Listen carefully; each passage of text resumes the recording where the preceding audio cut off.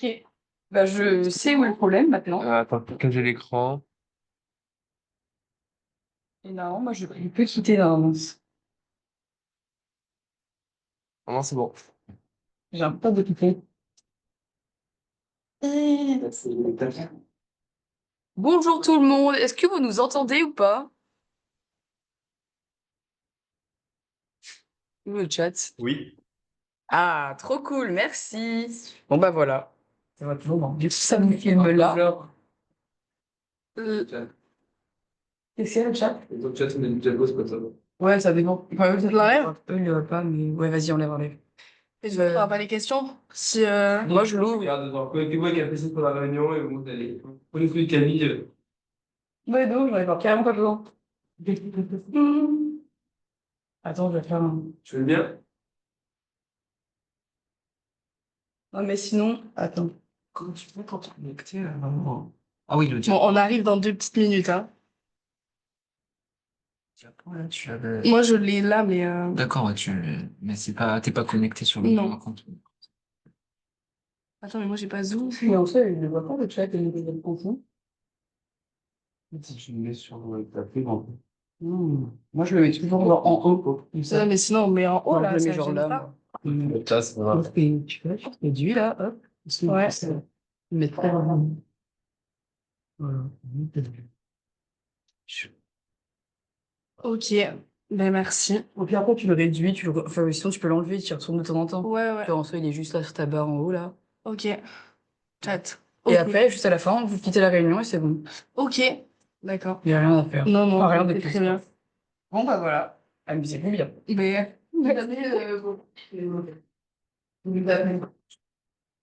Ok. Bon, du coup, bah, on va démarrer.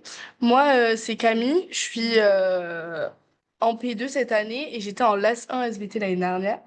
Et aujourd'hui, on va vous faire le petit FT sur. On va essayer de balayer un peu tout le programme de biochimie. Moi, je vais m'occuper de faire rapidement les 3 premiers cours. Et après, mon collègue Jérémy qui fera les glucides et les lipides. Si jamais il y a des questions ou quoi que ce soit, sur le chat, vous n'hésitez pas à envoyer un message ou à même prendre la parole, comme ça on s'arrête et on peut répondre aux questions. Et toi, si tu as des questions, n'hésite pas du tout. Donc le premier cours, donc atomes, classification périodique, liaison en chimie du vent et propriétés de l'eau. Alors ce cours, c'est vraiment une introduction à l'atomistique. C'est vraiment les bases de tout. Et il y a un peu rien, mais un peu toutes les bases un peu de chimie, normalement, que vous avez vu un peu au lycée. Du coup, j'ai repris juste les bases, c'est quoi un atome?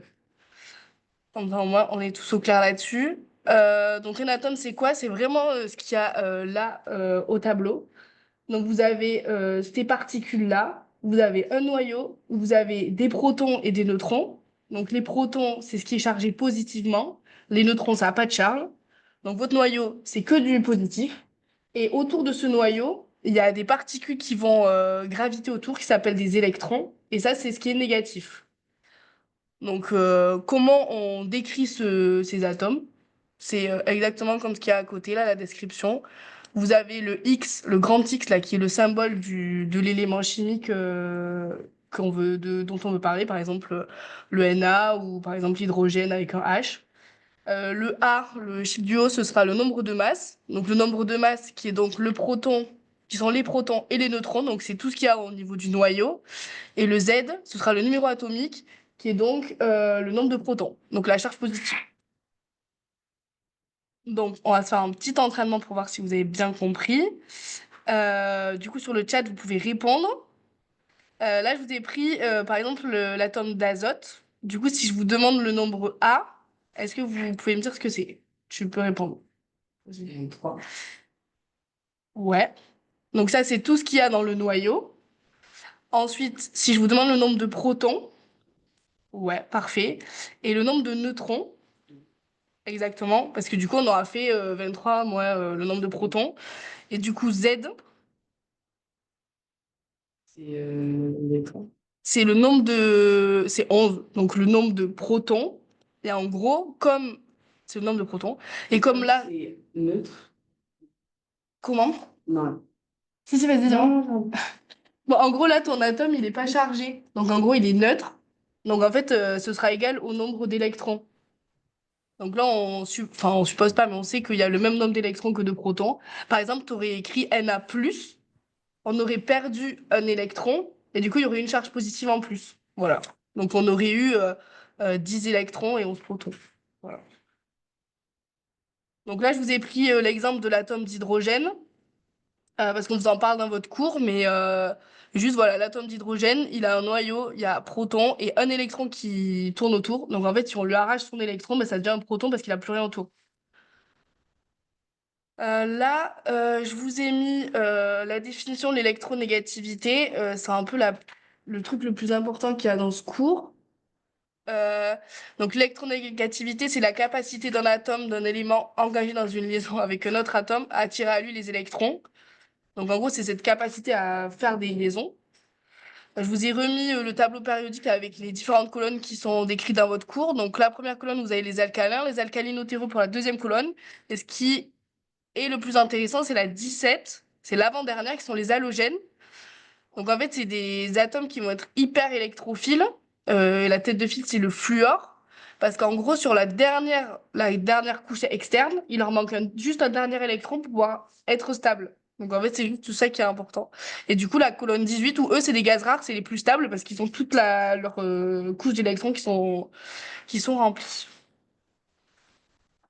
Voilà. Après, je vous ai fait un petit récap sur rôle et propriétés de l'eau. Du coup, je vais réouvrir le chat avec des petits trucs à trous. C'est juste répondre quels sont les rôles et propriétés de l'eau. Voilà. Donc, l'eau, c'est un solvant qui a une particularité. Est-ce que vous savez ce que c'est? Est-ce que tu sais ce que c'est ou pas? Bon, c'est un solvant qui est dit qui est polaire. Parce qu'en gros, c'est une molécule qui va avoir un oxygène et deux hydrogènes, H2O. Donc, elle va être polarisée. Ensuite, l'eau, elle a plusieurs rôles. C'est un transporteur de molécules dans un compartiment. Tu sais ce que c'est? Dans quel compartiment? Non, mais c'est dans le sang. C'est un transporteur des nutriments et vecteur de l'élimination des déchets par différentes voies. Il y en a trois. Il va y avoir la voie urinaire, la voie digestive et une dernière voie qu'on connaît un peu moins, c'est la voie sudorale. En gros, la voie sudorale, c'est les glandes sudorales écrines, mais en gros, c'est la sueur. C'est voilà, c'est ton corps qui va suer pour hydrater ton épiderme et réguler ta température. C'est le transporteur de quelque chose qui est dissous. C'est le transporteur de l'O2 dissous. Et ça va être un régulateur. Je l'ai dit. Voilà, très bien. Et il va y avoir la participation à la quasi-totalité des réactions du corps. Il y en a deux principales. C'est les réactions métaboliques et enzymatiques. En gros, l'eau, elle va interagir à peu près partout. Donc ça, c'est vraiment le tout à quoi sert l'eau. Voilà. De toute façon, je crois que vous avez accès aux diapos après, hein, donc, voilà, donc on passe à ionogramme, pH et système tampon. Ce cours, il est vachement bien expliqué. Du coup, là, on fait juste un petit point calcémie et pH. Comme ça, au moins, voilà.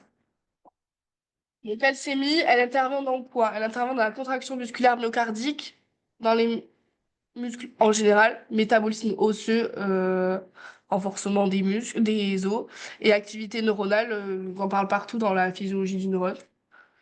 Elle est régulée par quoi? Par les hormones, une hormone principale qui régule la calcémie, c'est la parathormone, qui est sécrétée par les parathyroïdes, qui sont au dos de la thyroïde que on en parle dans le système endocrinien. La PTH, elle favorise l'hypercalcémie en favorisant l'absorption intestinale et la résorption osseuse du calcium, notamment avec les ostéoclastes qui vont venir gratter en fait les os et libérer du calcium dans le sang. Et la vitamine D qui, elle va favoriser la fixation du calcium dans l'os. Le calcium plasmatique, il va être présent sous deux formes. Il va y avoir une forme liée à l'albumine et une forme ionisée libre dans le plasma. En gros, il y a seule la forme ionisée libre qui est importante parce que c'est elle qui va être disponible directement pour les cellules et permettre de faire les échanges ioniques et pour les cellules excitables. Donc, il y a deux normes à savoir. La calcémie totale, 2 à 2,5 millimoles par litre, et la calcémie ionisée, le calcium ionisé, 1 à 1,3 millimoles par litre.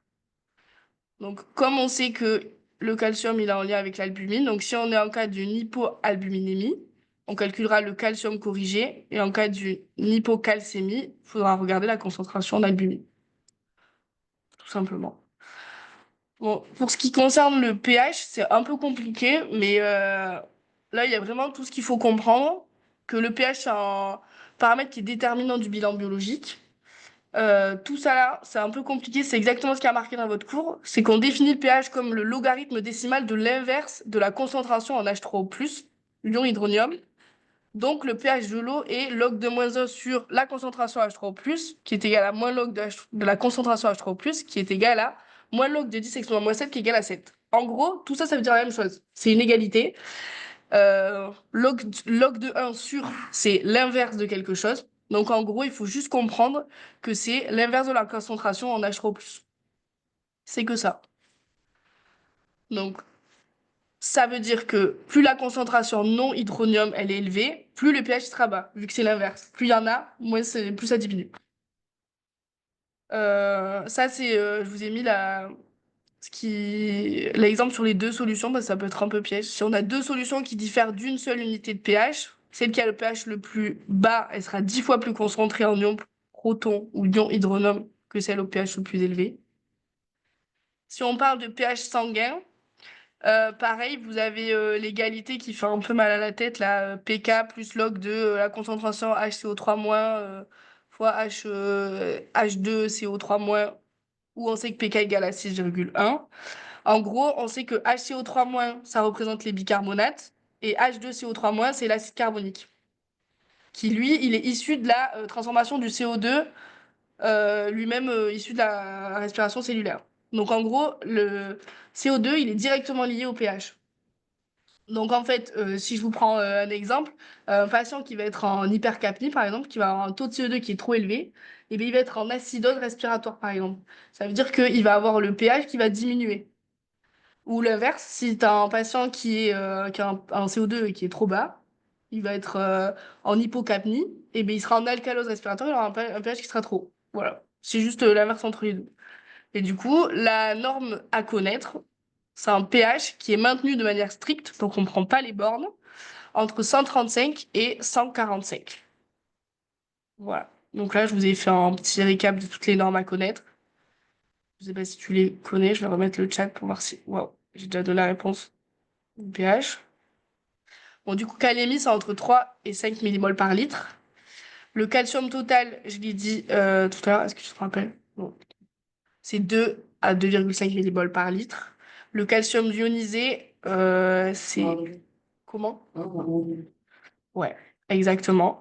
Le pH sanguin, il se maintient strict entre 7,35 et 7,45. Parfait.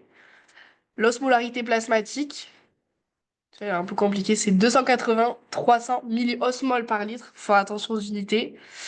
Et la natrémie, 135-145 millimoles par litre. Mon dernier, et après je laisse à Jérémy, c'est acide aminé, protéines et enzymes. Je vous ai juste remis ces petits schémas là, on va pas faire de la biomol, mais c'est juste pour comprendre quand même d'où viennent les protéines. Bon, en gros, vous avez l'ADN. L'ADN, il va être transcrit, et puis ensuite, il va être traduit. Donc voilà, vous avez, à partir de l'information génétique, vous allez ressortir des protéines qui vont être apportées là par les ARNT, qui vont avoir, avec l'anticodon de l'ARN, qui vont proposer un acide aminé, et après, les acides aminés vont se lier pour faire des protéines. Voilà. Tout ça au niveau du ribosome. Ça, c'est de la biomol. Donc, les acides aminés, vous en avez un là. Ils sont constitués de quoi, pardon? D'une fonction amine NH2 que vous avez ici, d'une fonction acide carboxylique ici, là, et une chaîne latérale variable qui va donner la propriété physico-chimique caractéristique de chaque acide aminé. Donc, vous l'avez là. Donc, ces acides aminés, ils vont se lier, ils vont se lier par une réaction de condensation ici, qui va libérer de l'eau, et c'est une liaison qui nécessite de l'énergie. Donc, concernant la configuration des protéines, vous en avez quatre. La première, c'est l'agencement de l'ordre des acides aminés au niveau du ribosome. Ensuite, la secondaire, c'est les liaisons peptidiques qui vont s'organiser sous forme d'hélices, de feuilletons en boucle ou d'épingles à cheveux. Ça a donné une forme. La structure tertiaire, c'est l'organisation dans l'espace de la structure 3D.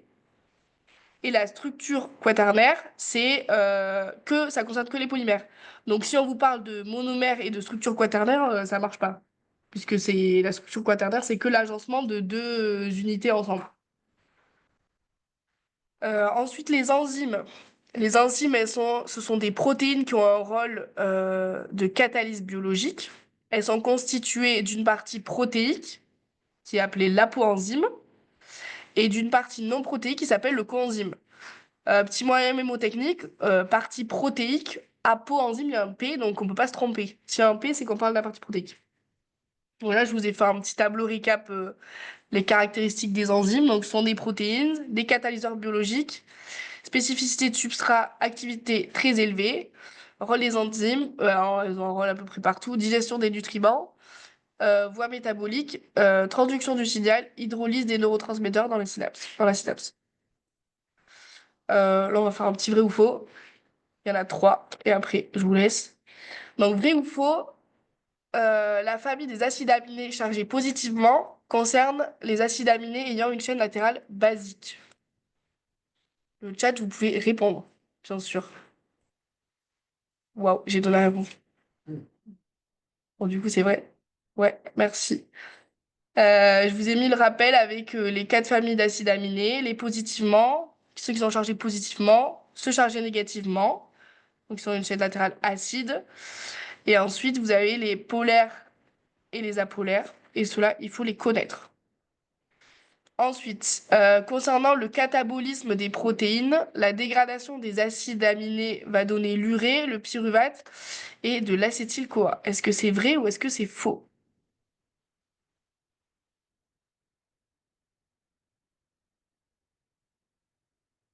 On me dit vrai. Ouais. Bon, oui, c'est vrai. C'est exactement ça. Ça, c'est exactement ce qu'il y a dans votre cours. Donc, l'urée par dégradation de la fonction amine, qui sera éliminée par les urines, le pyruvate et l'acétyl-CoA, qui sont des intermédiaires du cycle de l'acide citrique. Et ensuite, dernier, l'hémoglobine est composée de quatre chaînes polypeptidiques, deux chaînes alpha, deux chaînes bêta, liées entre elles par des liaisons hydrogènes. On me dit faux. Qu'est-ce que t'en penses? Je sais pas. J'aurais dit vrai, non, c'est vrai. C'est faux parce que ce sont des liaisons salines. C'est juste la liaison. Là, je vous ai mis un petit rappel sur l'hémoglobine que vous avez en photo là. Donc, c'est deux chaînes bêta, deux chaînes alpha. Et la particularité, c'est qu'il y a l'M, qui est le site de fixation du dioxygène. Il y a donc 4 M, 4 sites de fixation du dioxygène par molécule. Et chaque M contient un atome de fer ferreux, Fe2+, qui viendra fixer une molécule de l'eau. Et voilà. Je laisse donc la place à Jérémy. J'ai réussi. Mhm.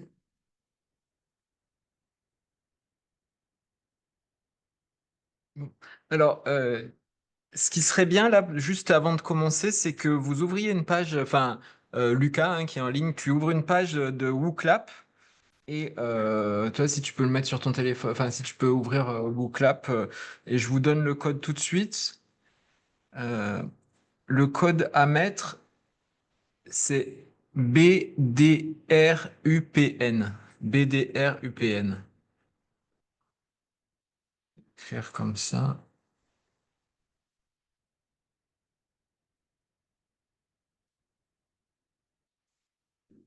Voilà.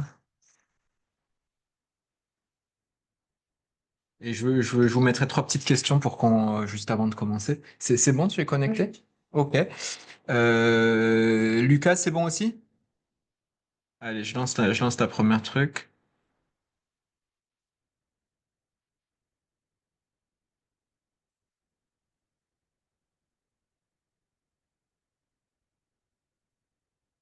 Ah, mais vous êtes plus nombreux en fait?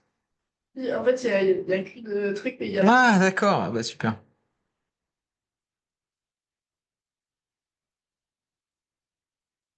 Bon, donc il y en a 5 qui ont voté sur 7. Oui, l'insuline fait baisser la glycémie. On est bien d'accord.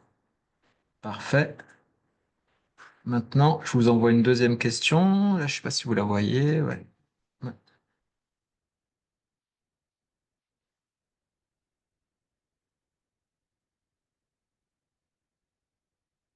Ok. Ok, ok, c'est fini, je sais plus. Ouais, donc 100% de bonnes réponses, hein, c'est bien ça. Le glucagon fait augmenter la glycémie. Ok. Et maintenant, troisième question pour voir où on est. La glycémie est la mesure du taux de sucre dans l'organisme.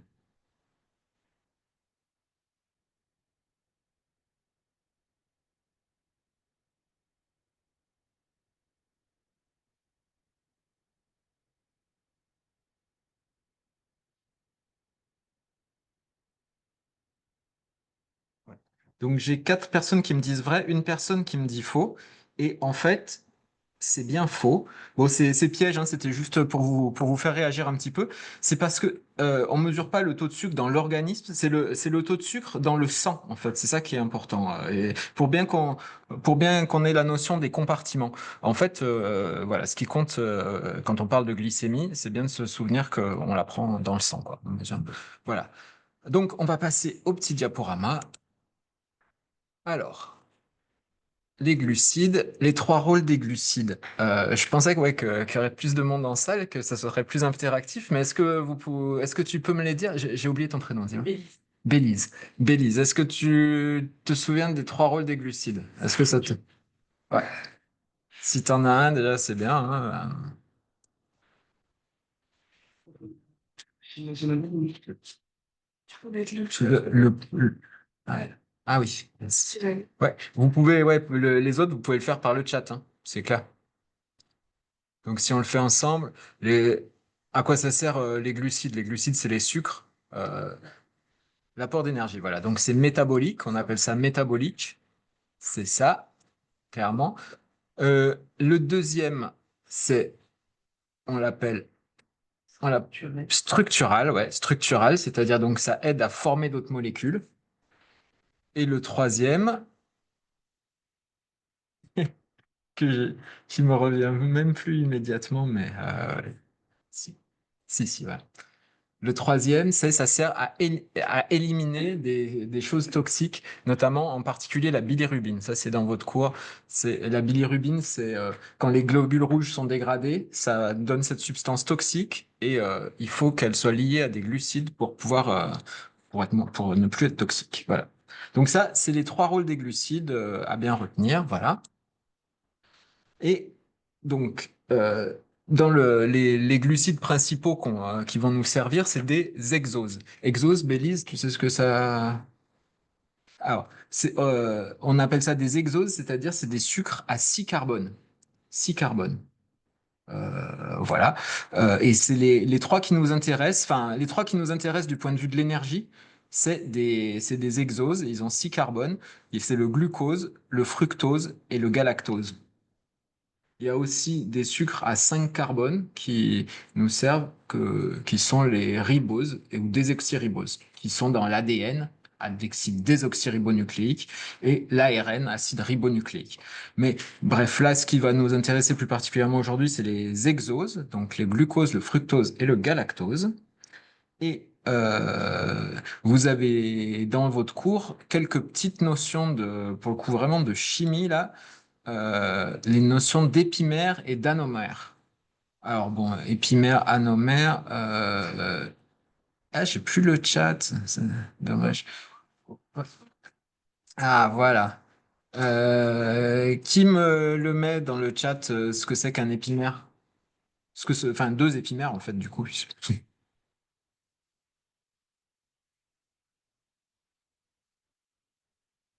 Donc bon, elle va pas. Je crois qu'on a pas mal de choses à voir. Donc euh, exactement, Flof, c'est des épimères, c'est des molécules qui diffèrent par un seul carbone. Et donc, c'est le cas notamment vous regarderez les schémas, mais le glucose et le galactose, c'est des épimères parce qu'il y a juste le quatrième carbone qui est différent. Donc, c'est ça. Les épimères, ils diffèrent par un seul carbone. Et les anomères, alors les anomères, c'est une notion de symétrie. et c'est donc alpha ou bêta, et c'est selon la position du OH. Voilà, en C6. Là, voilà, vous le regarderez, vous le regarderez vous-même. C'est pas non plus des choses hyper importantes. Voilà. Ensuite, donc, ces glucides, ces exoses, donc on a vu le glucose, le fructose et le galactose, bah, on les avale pas tels quels, hein, en fait. En- ils sont souvent liés enfin, entre eux, voilà, pour former des diholosides qui sont au nombre de trois dans ceux qu'on consomme. C'est le saccharose, le maltose et le lactose. Vous voyez que le saccharose, c'est le sucre de table, le maltose, c'est un sucre très courant, et le lactose, c'est le sucre qu'il y a dans le lait. Vous voyez que c'est à chaque fois et c'est à chaque fois constitué de deux exoses qui sont liés entre eux. Voilà. Et pourquoi est-ce que voilà, donc vous voyez celui-là, celui qui est représenté à l'écran, c'est un fructose, c'est un saccharose. Donc on voit que on a le fructose en bas et le glucose en haut, voilà, qui sont liés. Si je clique là, on a un maltose. Donc le maltose, c'est composé de deux glucoses, vous voyez, qui sont liés entre eux, et le lactose qui est composé d'un galactose et d'un glucose.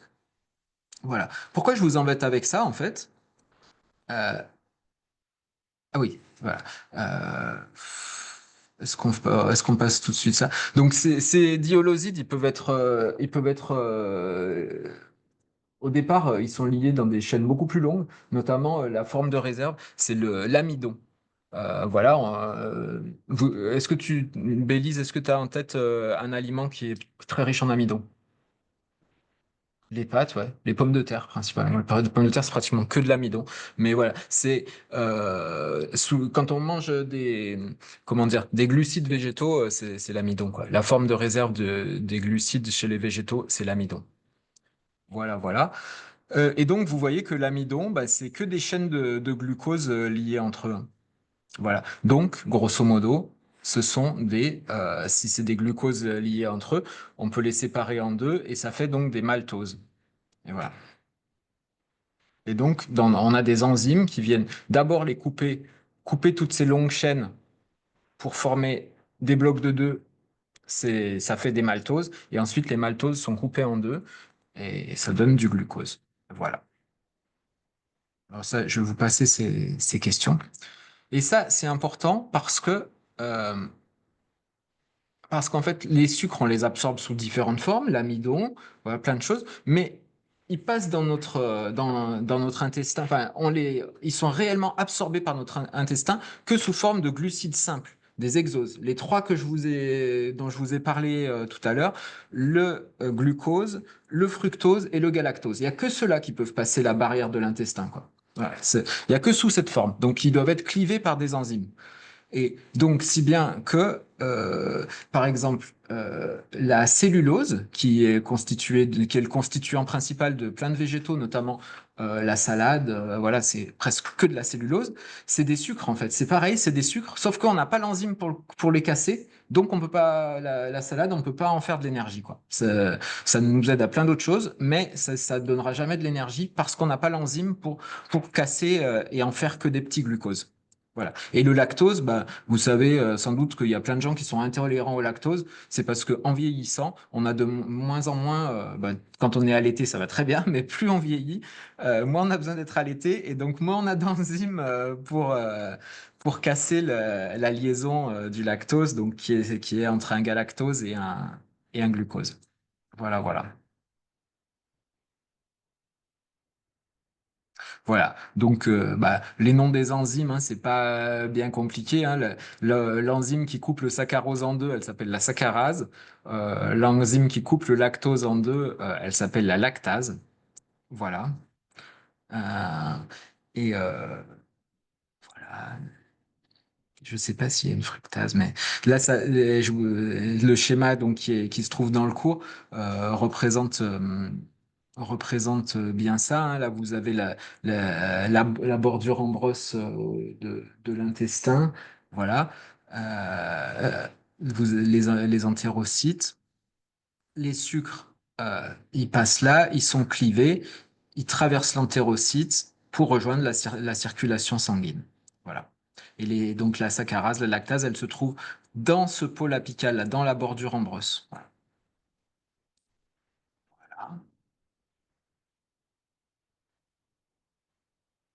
Pareil, hein, vous voyez que ils ont leur, comment dire, ils ont leur, chacun de ces trois sucres simples, là, fructose, galactose et glucose, ils ont leur transporteur qui leur permettent de passer, de rentrer dans l'entérocyte et ensuite d'être relâché dans la veine porte. Voilà. Bon, vous les avez, hein, ça, de toute façon, dans le cours. Voilà, voilà. On passe au métabolisme. Voilà. Donc, ces glucides qu'on a, enfin, comment ça marche pour faire de l'énergie? Quand on vient de manger, donc c'est la période qu'on appelle prandial, ouais, postprandial. Postprandial, donc c'est ça. Bon, voilà, c'est du vocabulaire. C'est juste pour pas que ça gêne, quoi. Ça serait dommage. Aïe! De se faire avoir avec ça. Donc, quand on est en postprandial, c'est-à-dire qu'on vient de manger, on a une abondance de glucose, donc ben, on va s'en servir pour faire on va s'en servir pour produire de l'énergie. Donc, ça va être euh, glycolyse et on va en faire des stocks. Euh, et les stocks, on le stocke sous forme de glycogène. Donc, forcément, ça s'appelle la glycogénogénèse. Et ça, c'est sous l'influence de l'insuline. Et quand on est en période de jeûne, on vient pas de manger, euh, assez naturellement, qu'est-ce qu'on va faire? On va puiser dans nos stocks. Donc, notre glycogène, on va le casser pour en faire du glucose et de l'énergie. Donc, ça va être la glycogénolyse. Et même si on peut pas, si on n'a plus assez de glycogène, on va essayer de produire du glucose par tous les moyens. Donc, ça va être la néoglucogénèse. Voilà, je pense que ça doit être à peu près clair pour tout le monde, quoi. Donc, il y a deux hormones qui régulent ça, l'insuline en postprandial et le glucagon euh, en période de jeûne. Voilà, voilà. Euh,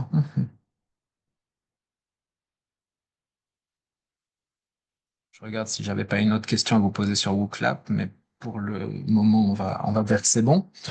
Euh, alors, on va s'intéresser plus particulièrement à la glycolyse. La glycolyse, elle se passe dans le cytosol, voilà, sauf pour la dernière étape où c'est dans le Golgi, mais voilà. Et c'est une chaîne de réactions dont trois sont irréversibles, c'est-à-dire elles peuvent pas se faire en sens inverse. Donc, ce qui est important de se dire, c'est qu'on peut pas, c'est pas le même mécanisme par lequel si on doit recréer du glucose, ça va pas être les mêmes réactions que celles par laquelle on dégrade le glucose, quoi. C'est une question qui peut tomber, ça. Est-ce que la glycogénèse et la glycolyse, c'est deux réactions inverses? Bah non. Voilà. Euh, c'est une réaction la glycolyse, donc qui nous permet de produire de l'énergie à partir du glucose. Ça se produit dans deux types de cellules. Il y a deux types de cellules qui le font. Les cellules du foie, ce qu'on appelle les hépatocytes, et les cellules des muscles, voilà, les myocytes. Mais il y a une grosse différence. C'est que dans les hépatocytes, comme c'est écrit, euh, il y a une formation donc, il y a la formation de glucose 6-phosphate et qui est adressée au RE. Donc, qu'est-ce qui se passe? Là, vous voyez que c'est écrit, il est adressé au RE, le réticulum endoplasmique. Quand ça passe dans le RE, c'est exocité. Donc, en gros, les hépatocytes, ils produisent de l'énergie à partir du glucose, mais cette énergie, il la diffuse aux autres organes. Tandis que dans les muscles, il y a aussi cette glycolyse, la production d'énergie à partir de glucose, mais par contre, l'énergie ne peut pas sortir, elle reste dans les muscles. Donc c'est uniquement pour eux-mêmes qui font la glycolyse, quoi. Les muscles, ils se donnent à eux-mêmes leur propre énergie, tandis que les hépatocytes, les cellules du foie, produisent de la glycolyse, mais pour les autres. Et ça, ça a une importance. Vous allez voir juste un peu plus tard que ça a une vraie importance. Ouais, moi, euh, en fait, ça a une vraie importance. Ouais, là, vous n'allez pas le voir sur cette diapo, mais ça a une vraie importance parce que du coup, l'insuline et le glucagon ont pas c'est vraiment deux hormones qui agissent l'une à l'opposé de l'autre, mais pas tout à fait sur les mêmes cellules. C'est-à-dire que autant l'insuline, elle joue beaucoup sur le foie et sur les muscles, le glucagon, il agit beaucoup moins sur les muscles, il agit essentiellement sur le foie. Voilà. Parce que le but du glucagon, c'est de faire sortir du sucre dans le sang. C'est de faire sortir du sucre dans le sang. Et comme les muscles, eh ben, comme je vous l'ai dit, ils peuvent pas faire sortir leur sucre dans le sang, ils le gardent pour eux. Le glucagon, il agit pas tellement sur les muscles. Il est beaucoup plus réservé au foie. Voilà, voilà. Ça, oui, je vous l'avais mis à la fin, en fait. C'était parce que il faut que vous reteniez les valeurs de glycémie, hein. Je vous les ai pas remises, mais elles sont dans votre cours. Tout ce qui est diabète, prédiabète, vous les avez vues. Enfin, si vous avez ouvert le cours, il y a les valeurs. Et c'est à retenir, hein. Je crois que c'est écrit en bas du cours, à retenir plus, plus, plus. Enfin, voilà. C'est entre 3,9 et 6,1. Voilà. Euh, et là, je vous avais mis ça juste pour que vous puissiez. On vous donne des fois les valeurs en grammes et des fois on vous les donne en mol. Et donc, je voulais juste vous dire comment, enfin, vous montrer comment on retrouve, comment on passe de l'un à l'autre, parce que vous voyez que le glucose, donc la formule, c'est C6H12O6. Donc, si je regarde bien, ça veut dire 6 carbones, 12 hydrogènes et 6 oxygènes.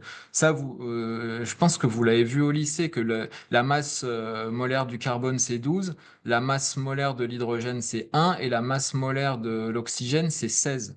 Donc, si je fais 6 fois 12 plus 12 plus 6 fois 16, j'arrive à, de tête, ah, je rigole, 180. J'arrive à 180 grammes par mol. Donc, c'est pour ça que pour passer d'une mesure en millimol, je multiplie par 0,180. Pour passer des millimoles par litre au gramme, je multiplie par 0,180. Et si je veux faire la démarche inverse, eh ben, je divise par 180. Dans le cours, ils vous ont mis multiplié par 5,5, 55, c'est exactement la même chose, quoi. Voilà, que si je divise par 180, 0,180 que je multiplie par 5,55, c'est exactement la même chose. Donc là, est-ce que je suis arrivé? Ah ouais, je suis arrivé au bout des glucides. Donc je vais vous demander de reprendre le WooClap. Je vais vous poser quelques petites questions, vous ouvrir quelques petites questions. C'était BDRUPN. Je leur avais mis sur le. Ah, j'ai une question dans le chat.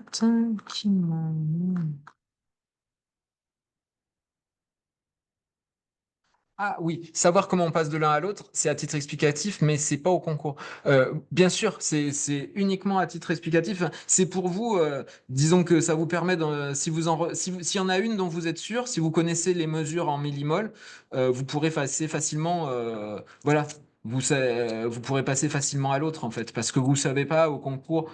Donc, enfin, si, ouais, non, je peux pas vous dire dans quelle unité ils vous les mettront. Mais là, comme ça. Ouais, voilà, c'est ça, ça permet s'il y en a une dont vous n'êtes pas sûr. Enfin, moi, je sais que je retiens beaucoup mieux en grammes les mesures des grammes, quoi. Et donc, je sais qu'après, je peux le convertir facilement, quoi. Voilà, voilà. Non, c'est pas à connaître, hein, c'est juste un petit truc. Voilà. Donc, vous êtes... Je vous pose une question sur vos claps.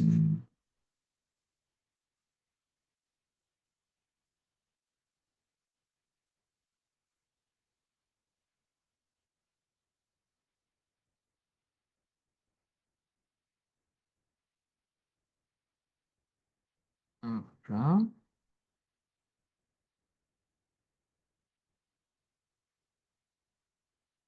Ah, j'ai qu'une personne qui a voté. Ah oui, il n'y a pas de ton.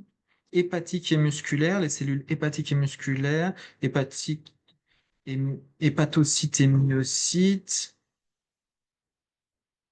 Ok, bah tout ça, ouais, j'avais pas mis de, c'est vrai, de timer, donc on va s'arrêter là. Tout ça, c'est des synonymes, c'est exactement ça, hein, les cellules du foie et les cellules du muscle, qu'on appelle hépatocytes et myocytes. Très bien. Donc, avec cette différence, vous vous souvenez que le, l'hépatocyte fait la glycolyse en disant entièrement et le glucose est transmis à la circulation sanguine, tandis que dans la glycolyse musculaire, le glucose reste à l'intérieur du muscle. Voilà, voilà. Qu'est-ce que... Ouais, je vais vous reposer les...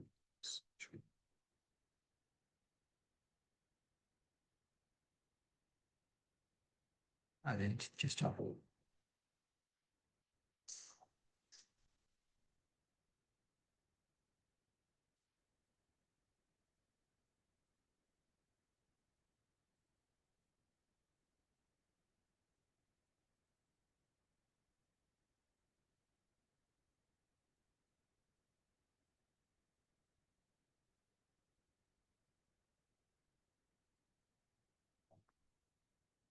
La glycogénolyse et la néoglucogénèse aboutissent toutes deux à la formation de glucose. Bah, c'est vrai, hein, c'est bien ça. Voilà. Ouais, essayez de pas vous laisser avoir par les mots, quoi. Glycogénolyse. Lyse, ça veut dire qu'on détruit. On détruit du glycogène pour former des petits glucoses. Et génèse, ça veut dire qu'on fabrique. Et donc, on fabrique un néoglucogénèse, on fabrique un nouveau glucose. Donc, effectivement, les deux réactions aboutissent à la formation de glucose. Voilà, voilà. Après, ouais. Euh, Voilà. Bon, il nous reste plus trop de temps, donc on va quand même passer aux lipides, hein, parce que déjà c'est quand même un truc compliqué. Ouais. J'aurais pu vraiment développer, mais bon, ouais, tant pis. Voilà. Alors déjà, la classification des lipides. Vous voyez que on a les acides gras, c'est la forme la plus simple. Hein, c'est comment dire, c'est un peu les briques qui vont constituer nos, nos lipides. Voilà, les lipides simples et les lipides complexes, voilà, qui sont composés, c'est un peu qui sont composés d'une partie de lipides et puis d'autres choses. Vous voyez, quand c'est écrit glycolipide, ça veut dire qu'il y a une partie lipide, ça représente l'essentiel, mais il y a un glucose justement avec. Hein. Donc ça, j'ai repris du cours. Hein, quelles sont les caractéristiques qui nous permettent de classer les lipides? Donc la première, c'est la longueur de la chaîne carbonée, c'est-à-dire le nombre de carbone qu'il y a. Hein. Voilà. Euh, et c'est pas n'importe comment, ouais, c'est courte, moyenne ou longue. Il y a trois types, courte, moyenne ou longue. Dans ceux qui ont vu le cours déjà, est-ce que vous pouvez me dire entre combien et combien ça se passe? Parce que ça, c'est important. C'est pas un, un- un acide gras court. Il est en dessous de combien de carbone? Si quelqu'un peut me le dire. Je vois que j'ai un message. Lucas, 8 carbone, c'est bien ça. Un moyen, c'est combien? 12. Entre 8 et, enfin, c'est entre 8 et 12 du coup. Non, c'est pas entre. En fait, c'est pas entre 10 et 20, c'est assez précis, quoi.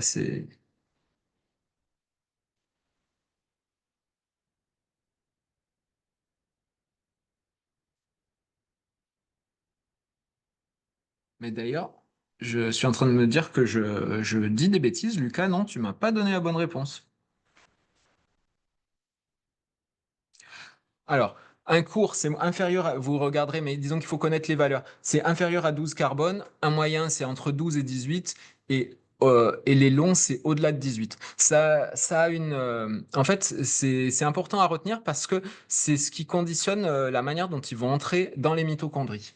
On a vu que la glycolyse, ça se passait dans le cytosol. Les, la dégradation des acides gras, ça se passe dans la mitochondrie s'ils sont inférieurs à 12 carbone, ils vont pouvoir rentrer directement dans la mitochondrie. S'ils sont entre 12 et 18, ils vont devoir passer par ce qu'on appelle le système carnitine que vous avez dans votre euh, dans votre cours. Et ensuite, font plus de 18 carbone, là pour le coup, ils peuvent pas passer, donc ils doivent rentrer dans le peroxysome et subir la bêta-oxydation. Voilà, voilà. Ouais. Donc voilà, ensuite saturé, insaturé, c'est un acide gras saturé. Bélise, est-ce que tu sais ce que c'est? Non? Non, c'est un acide qui a aucune double liaison. Donc en fait, ça veut dire que les carbones, ils sont saturés d'oxygène, d'hydrogène, pardon, et donc il n'y a aucune double liaison. Insaturé, c'est quand ils ont des doubles liaisons, donc mono-insaturé, une seule double liaison, et polyinsaturé quand il y a plusieurs doubles liaisons. Et ces liaisons, elles peuvent être, ces doubles liaisons, quand il y a une double liaison, ça peut être cis ou trans. Voilà. Bon, ça, je voulais vous demander comment vous nommeriez cet acide. Mais oui, il y a deux formes, pour ceux qui ont eu le temps déjà de débroussailler le cours.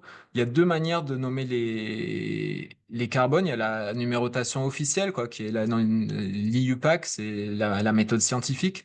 Et puis il y a une manière de les appeler qui est plus diététique. Voilà. Est-ce qu'il y a quelqu'un qui se sent quand même de me dire comment il appellerait ce lipide-là? C'est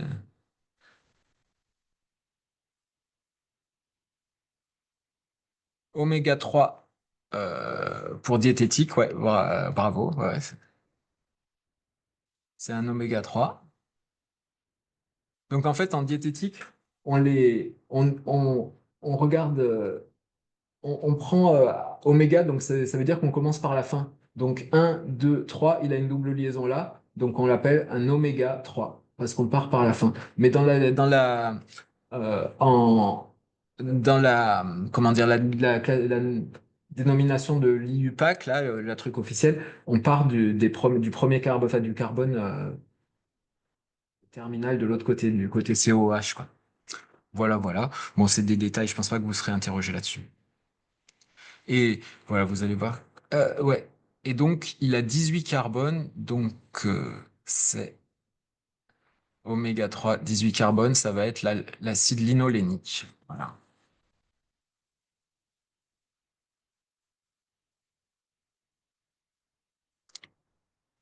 Et même, voilà. Octadéca pour 18. Triénoïque, ça veut dire que ça veut dire qu'il a trois doubles liaisons en 9, enfin 12 et 15. Donc si vous comptez au niveau 9, au niveau 12, au niveau 15. Donc la dénomination correcte de cet acide, qu'on appelle en diététique l'oméga 3, qu'on appelle classiquement aussi l'acide linolénique. La vraie dénomination, ça serait acide 6, 9, 12, 15 octadécatriénoïque. Bon, voilà. Je pense pas que. Voilà. Le rôle des lipides. Voilà, on va quand même insister un peu sur les rôles. Euh, il y en a plusieurs. Est-ce qu'on peut me les dire dans le chat ou Bélise en direct? Il y en a un que vous devez retrouver facilement parce que. Ouais, voilà, il y a le rôle métabolique. Ouais, ouais. Donc énergétique plus fonctionnel, exactement. Structural et fonctionnel. Par contre, on va un peu plus les détailler. Le structural. Effectivement, les lipides, ils ont un rôle de structure. Mais quelle structure, justement? Où est-ce que tu trouves les lipides? Pardon? Ouais, c'était plus, je le vois plus dans le fonctionnel. Enfin, si on parle à une échelle un peu plus petite, où est-ce que les lipides, qu'est-ce qu'ils forment? Ils forment la majeure partie de la membrane plasmique. Voilà, ça c'est l'essentiel. Voilà, membrane plasmique. Effectivement, tu avais dit la peau, la barrière épidermique. C'est essentiellement l'acide linoléique, ouais, donc l'oméga 6. Et développement cérébral. Donc, quand ils disent développement cérébral, c'est la myélinisation. La myéline, c'est un lipide, en fait. Voilà. Euh, et la vision. Alors là, oui, d'ailleurs, il y a une faute dans le cours, hein. On vous dit EDHA, c'est DHA, hein. C'est bien DHA. C'est l'acide docosahexane, machin. C'est pas EDHA, c'est DHA. Voilà. Et dans le rôle fonctionnel, les rôles fonctionnels, je peux avoir des réponses en chat sur les rôles fonctionnels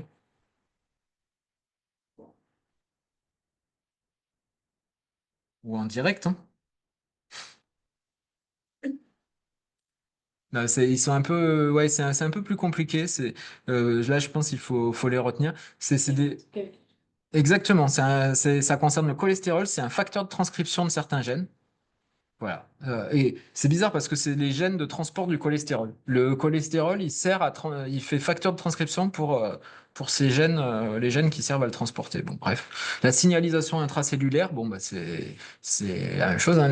Il y a le récepteur et comment transmettre à l'intérieur de la cellule le message. Et donc, il y a tous les rôles fonctionnels qui concernent les vitamines. Donc, la vitamine A, pardon, c'est la vision. La vitamine D,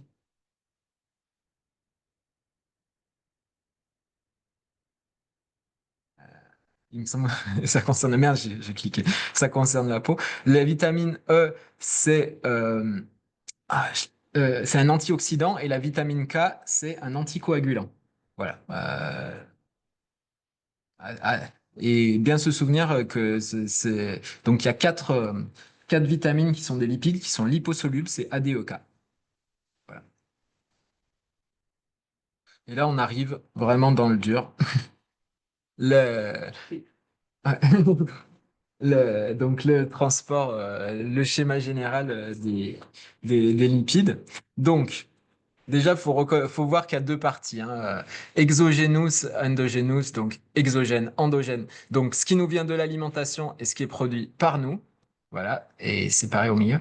Donc, et prandial, interprandial. Ok, donc ça commence ici. Dietary lipids. Ça, c'est donc les lipides qu'on a ingérés. Voilà, les lipides de notre alimentation. Ils arrivent dans l'intestin. Dans l'intestin, il se forme comment dire, des petites boules, enfin des lipoprotéines, hein, voilà, sous forme de boules, cela s'appelle les kilomicrons, ou chilomicrons, mais enfin bon, bref, c'est kilomicrons, Euh, voilà, qui sont très riches en triglycérides, c'est les lipides qu'on vient d'avaler, en fait, hein, voilà. Euh, donc ces kilomicrons diffusent transmettent le gras donc aux cellules qui en ont besoin, donc les muscles et les adipocytes, jusqu'à s'épuiser, enfin se vider de leurs triglycérides. Et là, ils sont ça devient des remnants, des résidus, et ils sont épurés par le foie. Voilà. Ensuite, le foie lui-même produit d'autres lipoprotéines. Enfin, il produit le VLDL, donc Very Light, je sais plus quoi. Enfin, le VLDL. VL, ça veut dire Very Light. Euh, non, Very Low Density Lipoprotein. Voilà, Very Low Density Lipoprotein. IDL, Intermediate Density Lipoprotein, et LDL, Light, Low. On les Voilà. appelle pareil. Pardon? On les appelle. Ouais, on les appelle VLDL, IDL et LDL. Ouais. Ouais. Non. Mais c'est pour ça. Enfin, voilà. Donc, il crée du VLDL. Le VLDL, pareil, il transmet tous les triglycérides voilà, qu'il a aux muscles et aux adipocytes. Et par contre, quand il a bien transmis, il devient un IDL.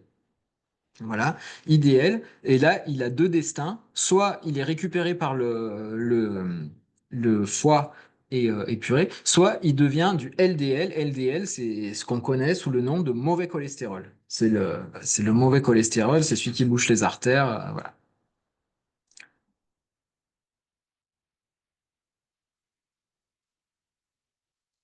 Et à côté de ça, je suis surpris, enfin, oui, il apparaît pas dans la diapo, mais il y a une autre lipoprotéine qui est aussi produite par le foie, qui s'appelle le HDL, donc High Density Lipoprotein. Et là, c'est celui qu'on appelle le bon cholestérol et qui est censé épurer un peu tout ça.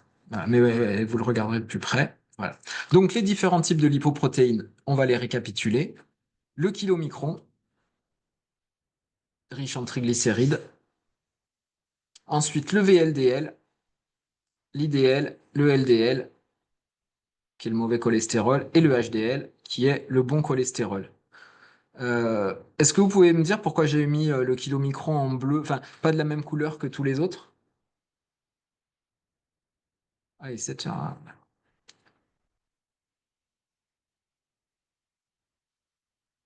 donc en fait, le kilomicron, je l'ai mis à part, hein, je l'ai mis d'une couleur à part, parce que simplement, il n'est pas produit par le foie, il est produit dans l'intestin. En gros, c'est celui qui rassemble les triglycérides qu'on vient de manger en fait. C'est pas une production comme il dit, et comme c'était écrit sur la diapositive précédente, c'est pas endogène. Ça vient juste de notre alimentation quoi. C'est là. Hein. Ah oui. Euh, un petit truc à noter, oui, parce que je crois qu'on a eu ça à l'examen l'an dernier, donc peut-être au concours l'an dernier, donc peut-être que vous l'aurez pas, mais le HDL, le bon cholestérol, c'est pas il est pas rond, c'est un, c'est un disque au départ, et à force de se remplir de cholestérol, il devient rond. Voilà. Mais il a une forme de disque. Ouais. Alors, synthèse des triglycérides. Voilà. Bon, je pense que le mieux là, ça sera que vous le voyez tout seul. On va vite le passer, on va le voir vite ensemble, mais de toute façon, il faudra que vous passiez un peu de temps dessus. Donc, les points importants pour le cycle des acides gras, c'est la présence d'acétyl-CoA qui devient du malonyl-CoA et NADPH2. Ok, bon, voilà. Ça se déroule dans le cytosol. Et il y a sous l'action de ce gros complexe, c'est un gros complexe enzymatique qui s'appelle l'acide gras synthase. Voilà, vous avez pas mal de choses dessus. Voilà, ça serait vraiment dur si vous interroge sur le détail de l'acide gras synthase, mais voilà, faut savoir quand même qu'il y a 7 parties, je crois. Voilà, ouais, voilà. Voilà. Et ce qui se passe, c'est donc l'acide gras synthase. Vous voyez qu'elle est symétrique. Les acides gras en cours de formation, en cours de synthèse, ils passent donc dans cet acide gras synthèse et à chaque tour, ils gagnent 2 carbones. Ils gagnent 2 carbones jusqu'à avoir 16 carbones. Là, on appelle ça du palmitate. Et donc, il faut corriger parce que dans votre cours, c'est écrit partout pénitate, qui n'existe pas. Ça, c'est du palmitate. Voilà, voilà, voilà, voilà. Donc, il y a tout ça. C'est les facteurs qui vont réguler la synthèse, hein. Donc le citrate et l'insuline. euh, et les facteurs enfin, ça va la favoriser. Et ceux qui vont comment dire, l'inhiber. euh, Voilà. Alors l'AMPC, c'est parce que ça veut dire qu'il y a pas assez d'ADP, donc on n'a pas d'énergie, donc on va pas former des. C'est un peu le même principe que pour les glucides, hein. Quand on fabrique des triglycérides, c'est qu'on fait des stocks, quoi. Donc quand on a besoin d'énergie, on fait pas de stock, voilà. Et quand on a plein d'énergie déjà,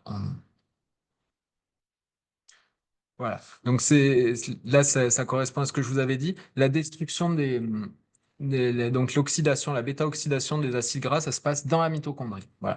Et c'est pour ça que c'était important d'avoir, je vous le disais, les différentes, de savoir différencier les acides gras courts, des acides gras moyens et des acides gras à longue chaîne, parce que en dessous de 12 carbone, ils rentrent par diffusion simple. Entre 12 et 18, ils rentrent par le système carnitine. Et au-delà de 18 carbone, ils peuvent pas rentrer, tout simplement. Ils doivent passer par le peroxysome et être coupés. Voilà.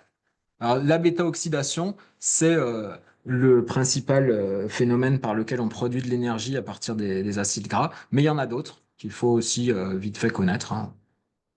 L'alpha-oxydation, donc ça concerne les acides gras ramifiés. Oméga-oxydation pour ceux qui sont peu courts.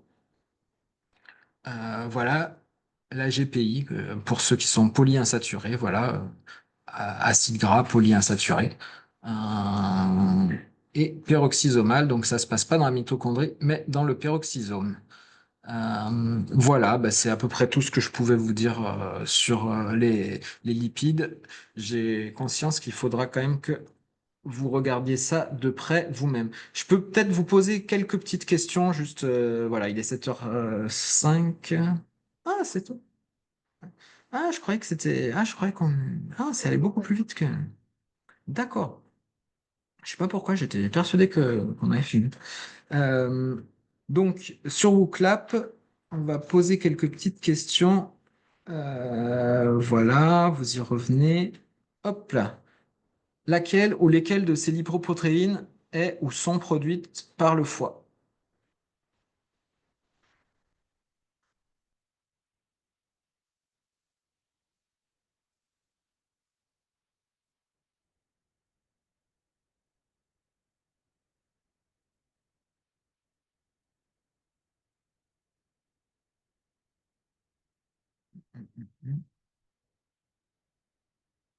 Alors, ça vote, ça vote, ça vote. Bien.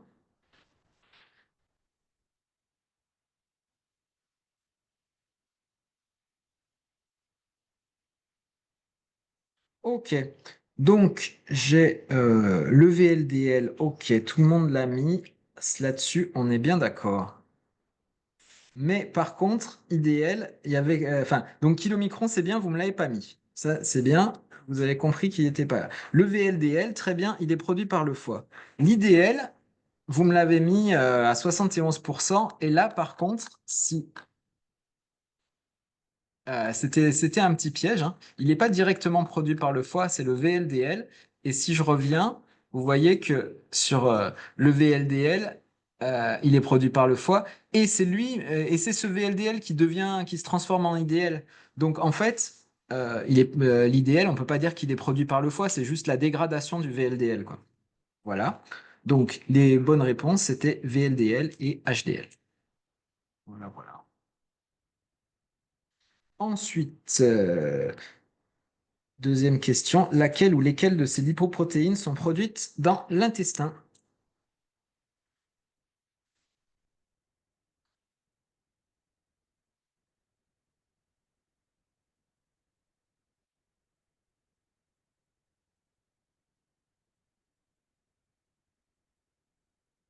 Là, 6,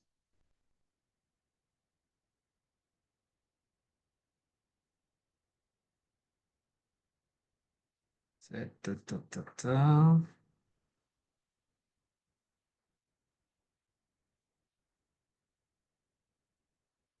Non, bah, ouais, globalement, c'est ça. C'est bien le kilomicron. Voilà, le HDL, bah non, on vient de voir qu'il était produit par le foie, hein, donc, voilà. Hop là, j'ai d'autres questions, hein. à vous poser, mais c'est vrai que on l'a pas. Ah oui, celle-là tout de suite. Alors, quelles vitamines sont liposolubles?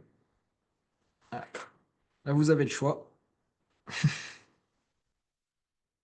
A, B, C, D, E, F, G, H, I, J, K. Je vous ai. Ouais.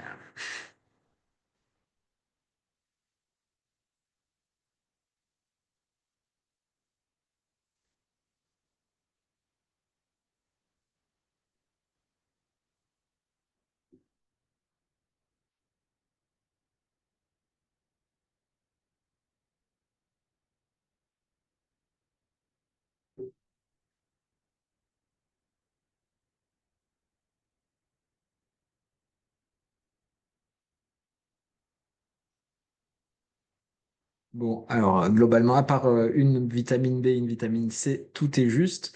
C'est A, D, E, K. Donc, on va le redire rapidement hein, parce que je suis passé. La vitamine A, c'est la vision. La vitamine D, c'est euh, ça joue avec l'absorption du calcium, donc c'est sur les os. La vitamine E, c'est un antioxydant. Et la vitamine K, c'est un anticoagulant.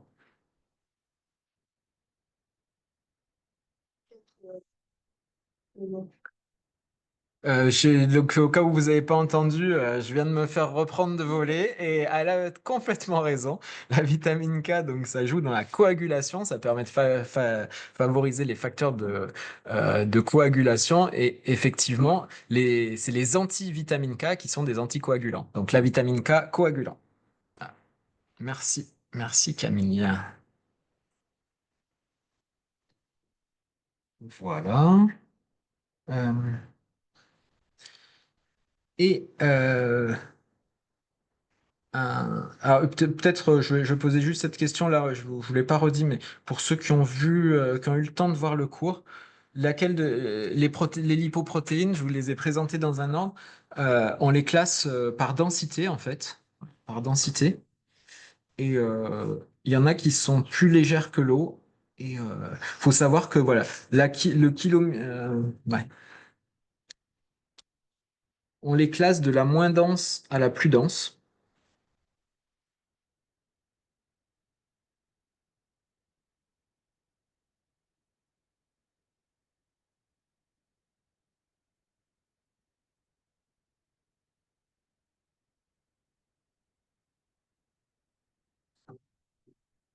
Voilà. Donc, le kilomicron, c'est la moins dense. Le VLDL vient juste après. IDL, LDL et HDL, c'est la plus dense. Et donc voilà, on peut repérer par rapport à l'eau. Il se trouve, enfin voilà, c'est écrit dans le cours. Hein. Il se trouve que c'est à partir de IDL qu'elle commence à être plus dense que l'eau. Voilà. Les trois dernières sont plus denses que l'eau. Voilà. Euh, on est à peu près bon.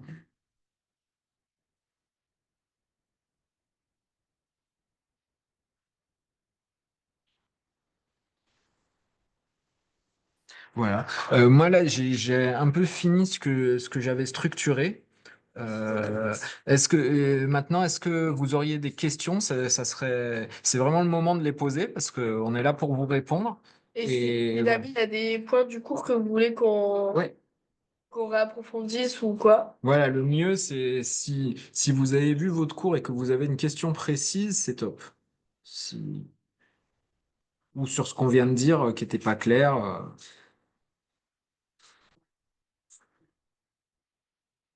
Je sais pas si c'était tout est faux parce que j'ai pas assez vu, ou si c'est parce que je comprends. D'accord. Je sais pas si tout est faux parce que j'ai pas assez vu. Ah, si, parce que je comprends. C'est- En dépit, c'est compliqué. Je l'ai pas fait vraiment, ouais, en entier là. Ouais. Mais, mais si tu as une question précise, enfin, si tu as des questions, n'hésite pas, comme ça je les partage et puis j'essaye de te répondre direct, quoi. Le cours sur le métabolisme, il est un peu difficile. Enfin, un peu, il est très difficile. Entre le stockage des en triglycérides, le métabolisme, bah, l'utilisation des acides gras et tout ça, c'est hyper difficile. Mais si vous arrivez à faire des fiches, à mettre tous les points importants Alors, en dans la ligne. numé- Alors voilà, une question. Est-ce qu'on peut repasser sur la synthèse des acides gras? Ben, je vais revenir tout de suite. Et la question de Lucas, dans la nomenclature, on peut utiliser oméga et delta de la même manière. Alors non, pas du tout. Euh, oméga, c'est donc quand on parle d'oméga, là, on est dans la classification diététique. Et donc, on part du carbone 18, enfin du 18, parce que là, il y a 18, mais on part de la fin. Et quand on est dans la numérotation, la vraie, enfin UPAC, on part de delta, donc c'est-à-dire du COOH, et on compte, là par exemple, 1, 2, 3, 4, 5, 6, 7, 8, 9. Et donc là, ça sera delta. Si je dis delta, ça sera 9. Voilà. C'est vrai qu'il y a un exemple qu'elle vous a donné qui est un peu piège. C'est quand il y a 18, on peut dire delta 9 ou oméga 9 parce que c'est juste au milieu en fait. Et que tu partes d'un côté ou de l'autre, tu compteras de la même manière. Mais quand tu dis delta, tu pars du COOH. Quand tu dis oméga, tu pars de la fin. Voilà. Ta, ta, ta, ta. On repart sur Ouais. Olympia. Alors, ouais. Synthèse des acides gras, avec les trois types.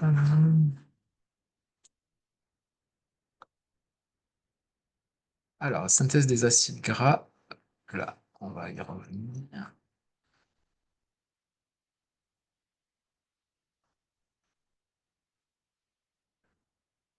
Ah ouais.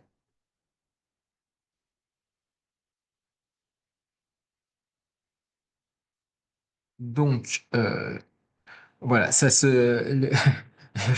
vais vous redire un peu les mêmes choses, mais ça se fait sous l'action d'une enzyme, un gros complexe enzymatique qui s'appelle l'acide gras synthase. Voilà, qui est formé de trois, enfin grosso modo de six structures plus une septième qui vient maintenir l'acide gras, qui vient le faire le tour. En fait, si vous voulez, elle fait. euh, il y a trois. Ah, j'ai pas l'image là tout de suite. Ouais.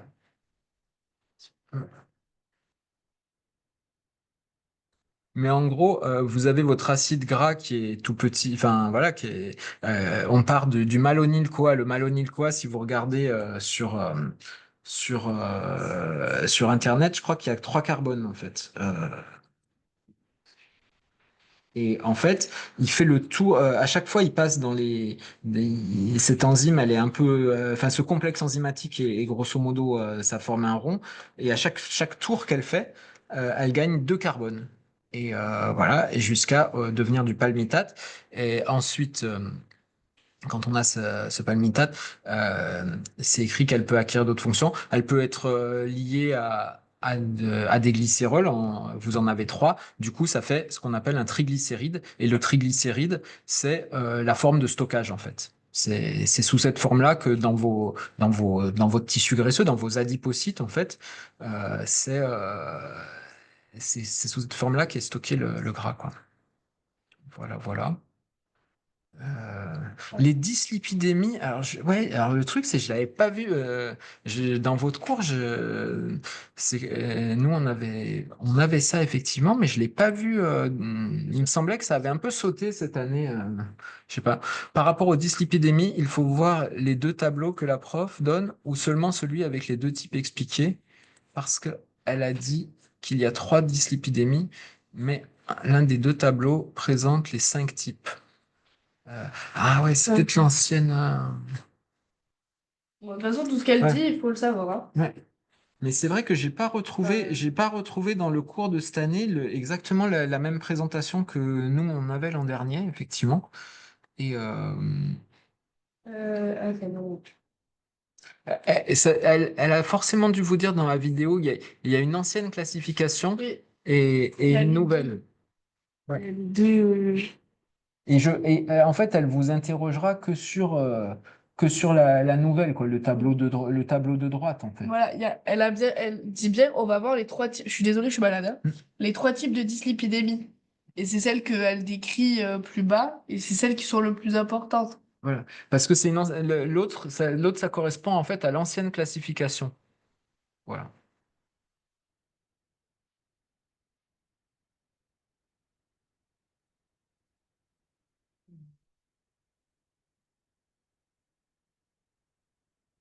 voilà.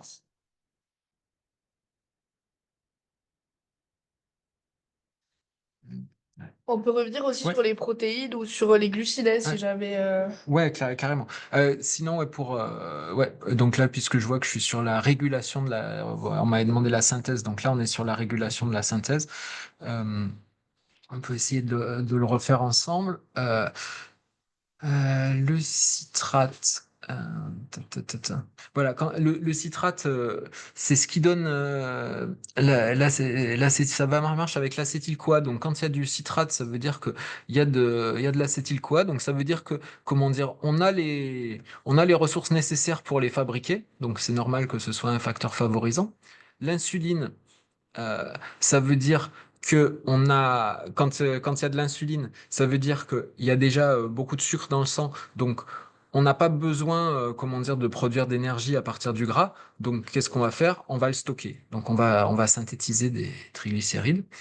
Voilà, le glucagon, bah du coup c'est l'inverse. Là, ça veut dire on n'a pas on n'a pas assez de sucre dans le sang, donc on veut de l'énergie. Voilà. Euh, et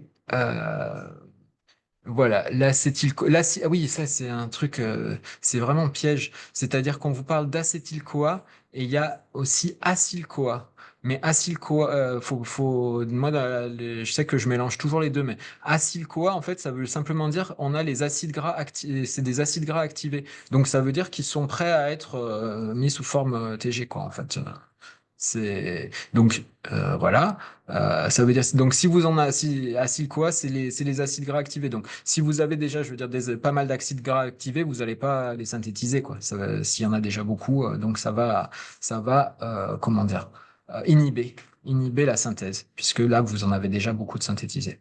Et, et voilà, la NPC, bah, je vous ai dit, ça veut dire que il y a pas, s'il y a beaucoup d'AMPC, ça veut dire qu'il n'y a pas beaucoup d'ATP, donc il n'y a pas beaucoup d'énergie. Donc, c'est pas le moment de synthétiser. Voilà. Voilà.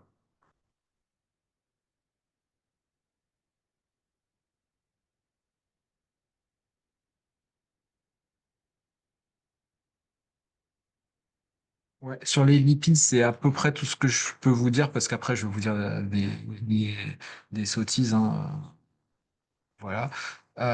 Sur les glucides, ouais, on aurait pu. Si vous avez d'autres choses, si vous avez des choses à me demander, si vous avez des choses à demander à Camille aussi sur les premiers cours, vous la voyez pas à l'écran, mais elle est là. Elle n'est pas partie.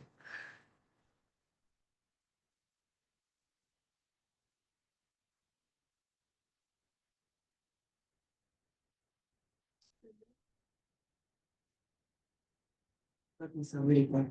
On peut pas passer aujourd'hui déjà. Je sais pas si t'écoutes la journée, mais déjà. Alors, Quelqu'un qui lève la main. ah, ouais, non, c'est Lucas, tu lèves la main ou pas?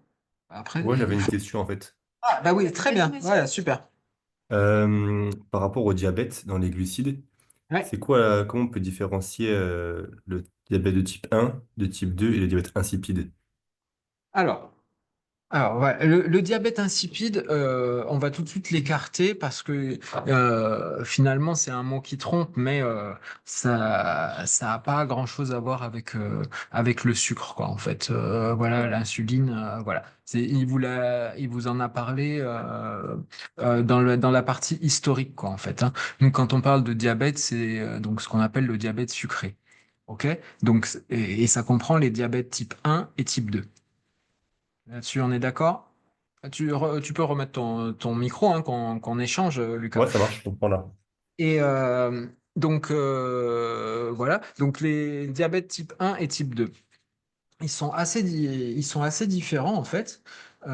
Le diabète type 1, c'est un problème. Tu sais que l'insuline, euh, par quoi elle est produite? Tu sais par. Euh, Parce qu'il y a trop de glycémie, une hyperglycémie. Ouais, mais où est-ce qu'elle est produite? Par quel organe et quelle cellule? C'est par les îlots de Langerhans, Ouais, les très bien. bêta. Les Je îlots crois que bêta. c'est le pancréas. C'est dans le pancréas, voilà. Les îlots bêta de les îlots bêta de Langerhans dans le pancréas.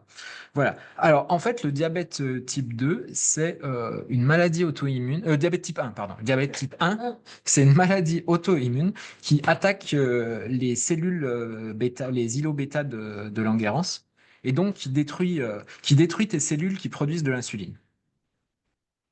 OK? Hmm.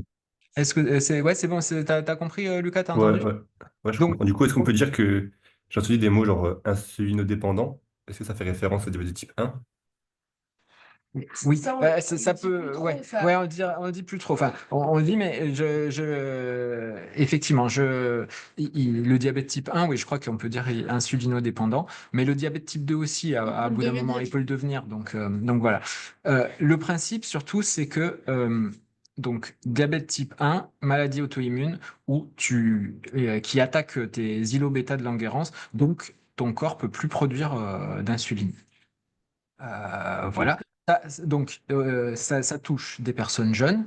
Ça arrive généralement avant 35 ans et c'est de manière très brutale. Voilà. C'est une maladie terrible, hein, le diabète type 1. On s'en rend compte super tard. Ils ont presque Voilà. poussé une. Voilà, parce que en gros, les personnes sont plus ou moins asymptomatiques jusqu'à ce que leur pancréas, leurs cellules pancréatiques soient flinguées à 80-90%. Et à ce moment-là, d'ailleurs, mais je dis 80-90, dans votre cours, c'est peut-être plus précis, hein, c'est soit l'un, soit l'autre. Voilà. Mais en gros, ça vient d'un coup, c'est un truc d'apparition brutale et généralement avant 35 ans. Voilà. Euh, et le diabète type 2, c'est un autre processus. Déjà, ça arrive plus tard. Et pour le coup, c'est ce qu'on appelle le principe, c'est pas une maladie auto-immune, c'est de l'insulinorésistance périphérique. C'est-à-dire, c'est-à-dire qu'en gros, les récepteurs à l'insuline que tu as sur les cellules de ton foie, les hépatocytes et les myocytes, les récepteurs à l'insuline ne fonctionnent plus. Voilà. Et donc, au départ, au contraire, tu vas produire énormément, enfin, ton pancréas va produire énormément d'insuline parce que comme les récepteurs marchent pas, il en faut beaucoup, beaucoup, beaucoup pour qu'elle fasse effet.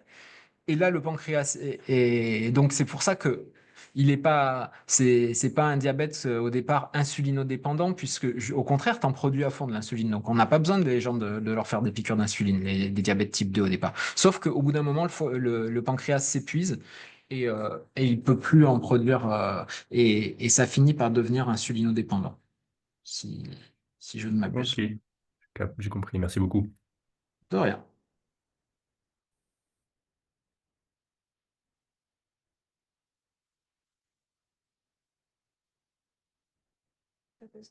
Voilà. Ah. Bon. Est-ce que vous Euh, avez d'autres questions ou pas?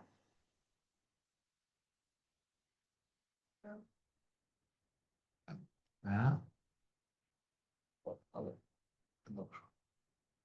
Ah. C'est pas forcément écrit, hein. Enfin, vous faites comme Lucas, n'hésitez pas à Ouais. mettre votre micro et à interroger Camille, parce que là, ça fait longtemps qu'elle n'a pas parlé, elle s'ennuie, elle se dit, elle va finir par vouloir rentrer chez elle.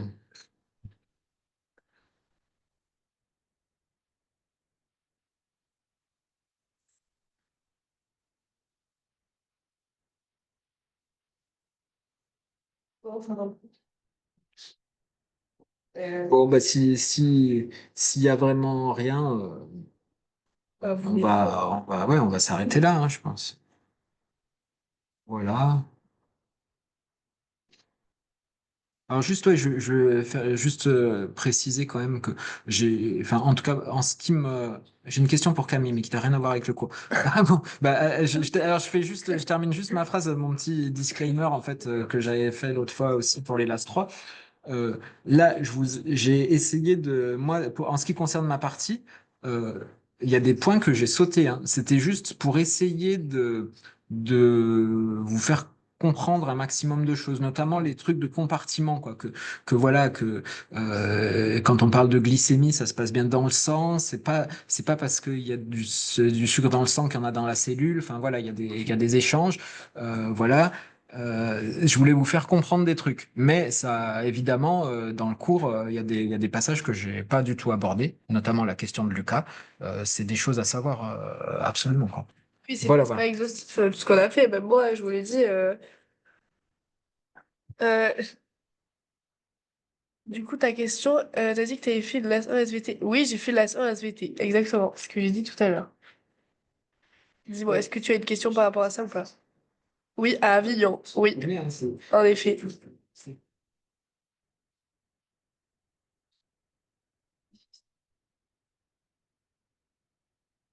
Si t'es Attends. Si tu veux, je te mets mon... comment ça s'appelle? Mon... S'il y a des phrases. Bon, je sais pas. Si mon Insta, si jamais tu veux me contacter par rapport à ça, si t'as des questions et que tu veux pas forcément poser des questions là, y a pas de souci, moi je pourrais te répondre. Mais avec plaisir, à tous. C'est comme ça. Bon, il y a des chefs là-bas qui me disent que c'est bon. Du coup, je vais te mettre mon... Ouais, je vais te mettre mon Insta. Ouais, je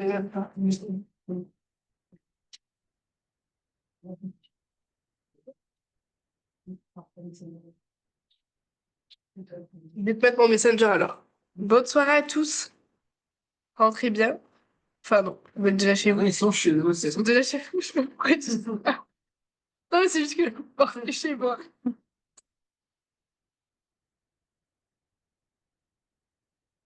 Alors, attends. Du coup, moi, c'est Camille Paichet. Normalement, tu vas me trouver. Alors, je te l'écris.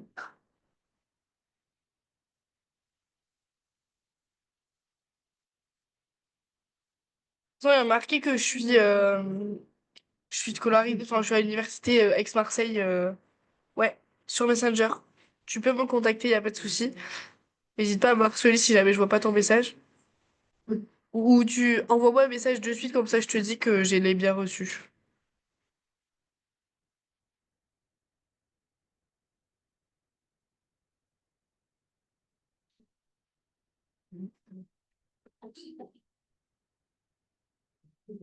Ah, mais c'est génial! C'est génial, tu fais la même place que moi. Comme quoi, il y a des noms qui y arrivent.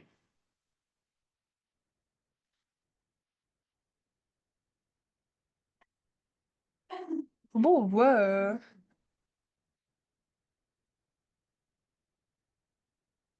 Ah, j'attends juste que tu m'envoies un message sur Messenger, comme ça je te dis bien que je l'ai reçu. Fais juste moi un coucou, coucou c'est moi du FT ou autre comme ça. Et comme ça après tu auras le temps de faire ton message tranquillement. Tu peux y aller.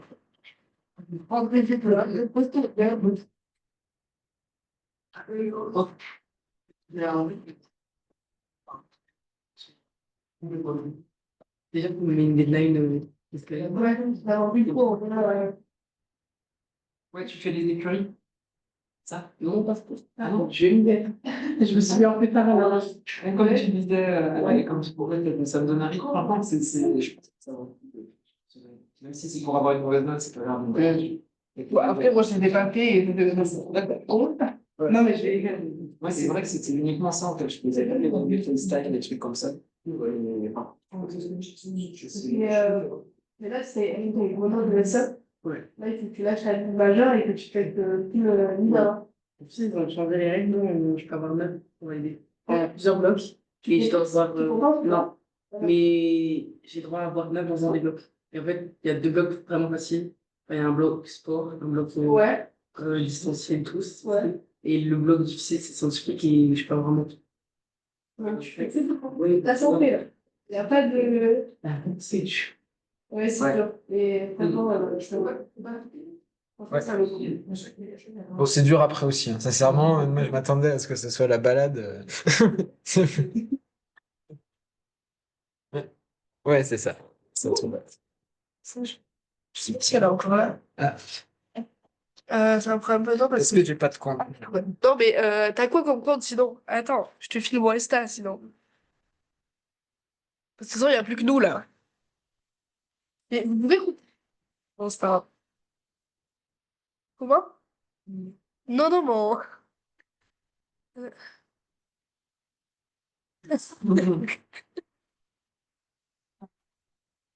Euh... Bah, pas mon numéro du coup. Bah, avec plaisir. Rentre bien. Salut. Pour Insta. Attends. Tu me fous au Instagram.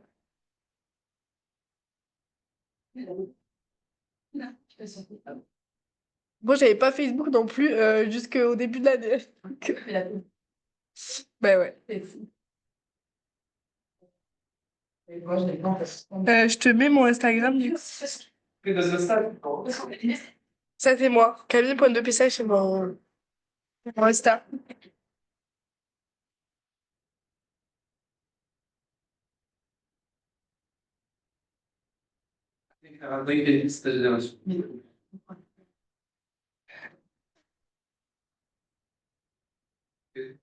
Allez, parfait.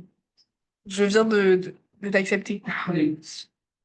Bon, je te laisse m'envoyer un message. Je suis dispo, t'inquiète pas.